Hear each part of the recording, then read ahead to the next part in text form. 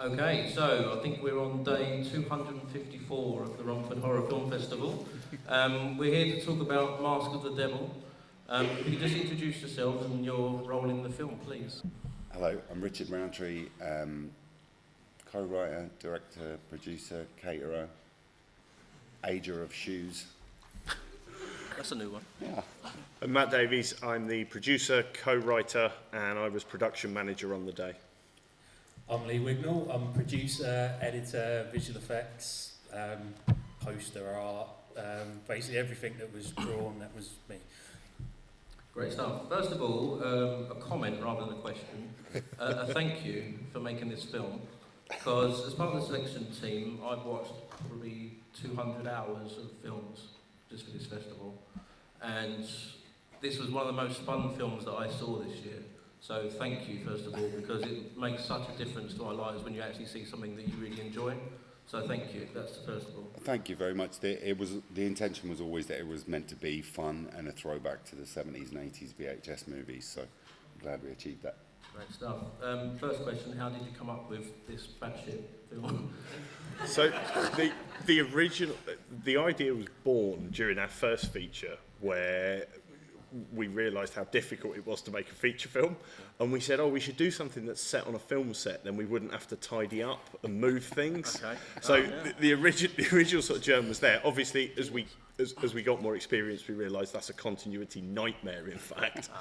But it was also then the feedback we'd had from our first two features, where there was I think one distributor described our first feature film as the least commercial thing he'd ever seen. So it then became about writing a movie which the one-line premise slash a film set on a set of a porn film is absolutely what they want in terms of a commercial viable. Your target audience is the sort of 12 to 14 to 20-year-old white males, but then to put as much in it as we could to poke fun at that concept as well. So that was where it came from. Hopefully it lands. So in my notes when I was watching the film for the selection team, as I say, I made a point of writing something down, and I wrote, "Best jungle made of broccoli scene." Now, on that note, by the way, this cocktail is available in the bar afterwards. A very, very reasonable price. That's by and by. Let's talk about that broccoli scene, because it was fucking amazing. Please, tell me how you did it, please. Well, so one of the things that we wanted to include in the movie was kind of a miniature shot, and I'm really interested in stuff like forced perspective and what have you, and how you can be creative with that, and how people used to be amazing at it, and how it's kind of all gone out the window with the advent of fairly cheap and easy CGI. And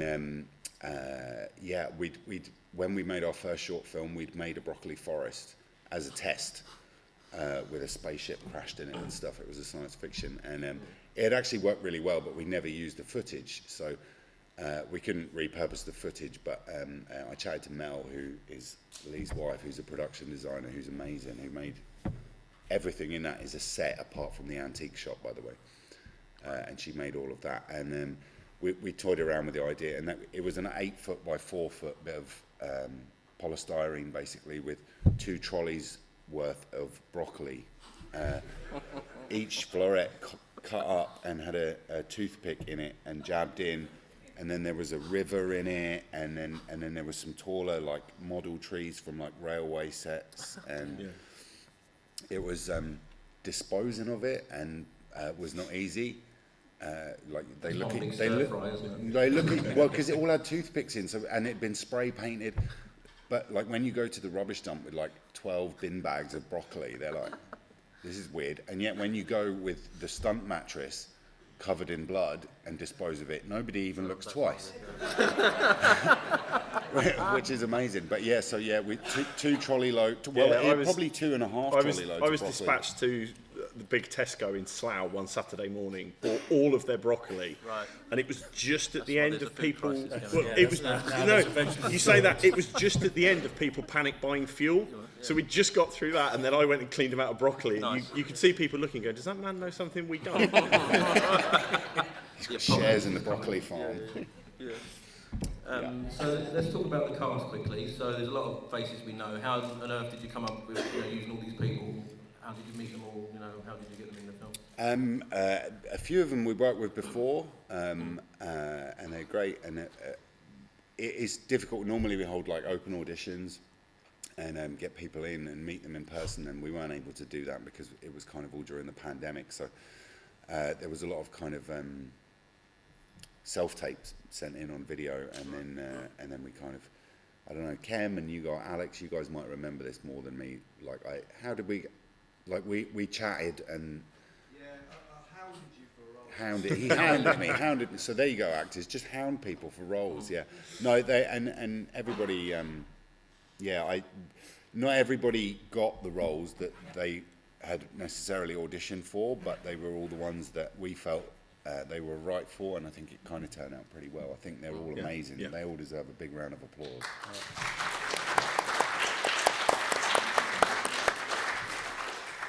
Great stuff. Let's quickly talk about challenges. Lee, do you want to start? What was your greatest challenge on this film yourself? Where do we start? Every time we said fix it in post, I imagine. Yeah, basically, every shot had something going on in it, VFX wise. Yeah. So for me personally, it was just every day was like, how the fuck are we going to do this later? I'm the sort of person who just says, we'll do that, and then I'm sort of in my office later. And you have to do it. Yeah. Matt, what about for you? So the first block we did, we were still under COVID restrictions, so that was super difficult to have to. You couldn't have more than two.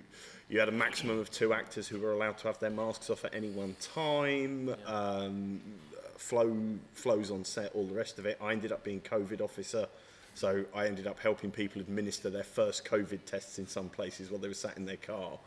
And then midway through that, I also, the cheap Chinese forehead thermometers we'd bought, I'd managed to knock it into Fahrenheit and went round and scanned everyone and was like the guy in a zombie movie who doesn't want to tell everyone, and then was like, oh no, it's just set wrong, you're all fine, you're all fine. Challenging wise, there aren't any. It's a joy. Making films is a joy. There are, there's frantic moments, but when you get to work with your friends, it's great. Yeah. Yeah, on that note, actually, I always ask what the challenges were. Let's have what your favourite part of making the film, or maybe the favourite scene that you shot, each one of you again. What was your favourite part? My favourite part was the amount of time that the cast and crew spent playing with the 16-inch rubber cocks on set. They came up with so many inventive games, it was bizarre. And there was a memo, like, you're not to touch anything on the props table, right? It's COVID. And then every time you turn your back, they're like on the balcony flipping it to see if they can land it on the suction cup. Yeah, my kids were on set at one point. It's always interesting. And you're trying to teach your kids, a bit of discipline. When you get older, you're meant to be sensible. And then we turn around and there's all these adults throwing a massive dildo around. And when it lands, like, whatever you do to pass the time. Yeah. What was your favourite part, Matt? My favourite part, it's really difficult, but that long tracking shot we did, where Emma and Nicole walk around the outside of the set, and Emma delivers that long speech. That I just pulling that off technically was great. And then midway through, I went over to Rich and went, I know this is a really difficult one, but there's one more thing I'd like us to do. And he's like, what's that? I'd really like Emma to spit on that thing and whack it on the wall right at the beginning. So we ended up putting that in, and that gets a laugh every time. Yeah. I know you guys are really big horror and sci-fi nuts. Was there any films that you obviously been influenced by all sorts of stuff over your life? Was there anything in particular, or was it just anything you had in mind?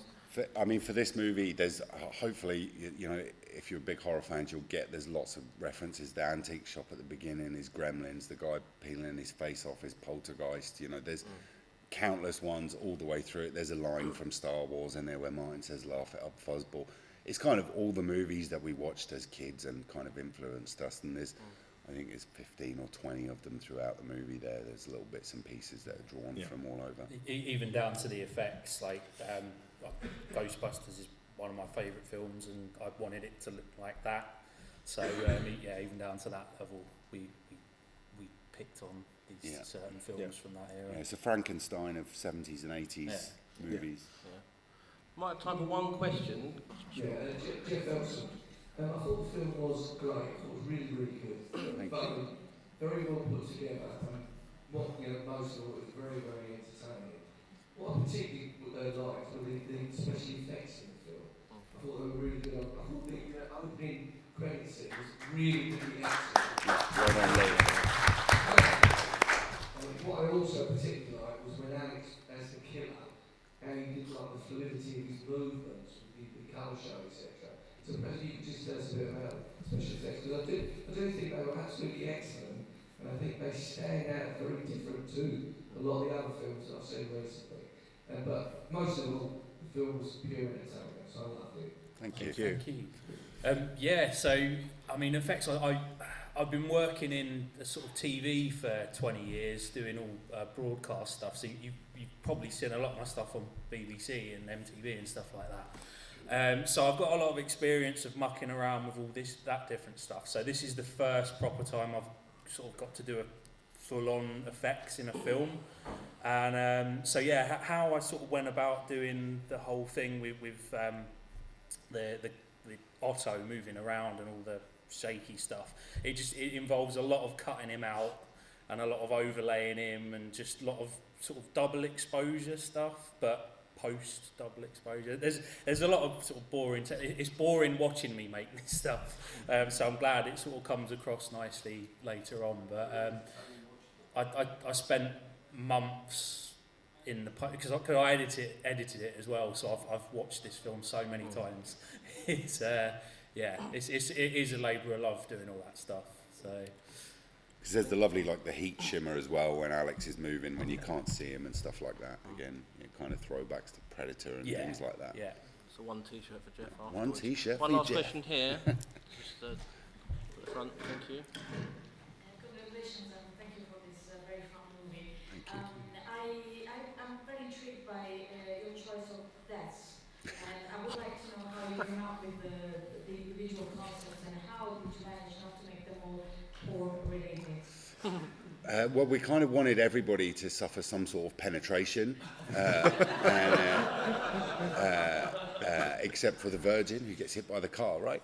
And then initially we tried to kind of have them all related to their profession within the industry. So, the camera and lighting guy gets the light through his eye, and then the light comes down on his head, and the beautiful porn star gets beaten to death so that she's unrecognizable, and the director Ken gets this kind of dramatic irony death when he gets killed and then finds out that he didn't need to be there all along because he's got a $500,000 deal waiting for him somewhere else to make a proper movie.